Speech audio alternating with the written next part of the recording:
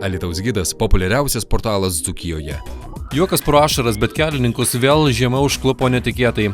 Šią naktį pašalus vairuotojai neįvertino pasikeitusių važiavimo sąlygų. Dėl to vien tik Alytaus policijos kontroliuojamoje teritorijoje įvyko 7 avarijos. Dėl slidžios kelio dangos nuo kelio skriejo vienas automobilis po kito.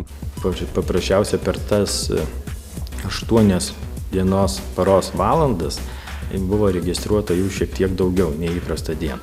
19 dieną sulaukėm 7 pranešimų apie eismo įvykius.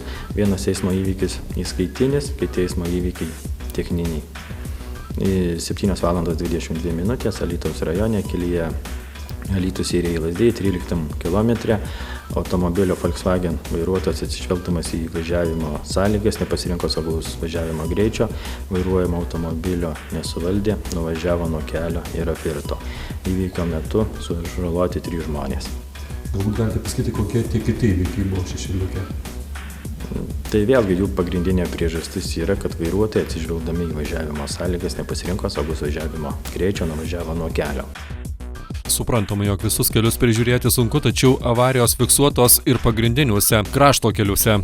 Na, vis dėlto nepamirškim, kaip ten bebūtų, mūsų kelininkai kaip tuos kelius be prižiūrėtų, bet turim žiemą. Ir temperatūra, ar jinai pliusinė keli laipsniai, ar minusinė.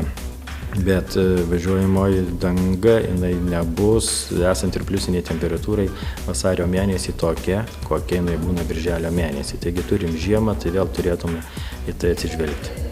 Apie nuo kelio nulėkusius automobilius Alytaus gidui pranešė keli vairuotojai. Eismo įvykiai vyko kelyje Alytus Druskininkai ir Alytus Lazdijai. Kiek viso įvyko eismo nelaimų neaišku, nes ne visi vairuotojai praneša policijai. Kitiems pakanka užpildyti įvykio deklaraciją. Alytaus gidas – populiariausias portalas Dzūkijoje.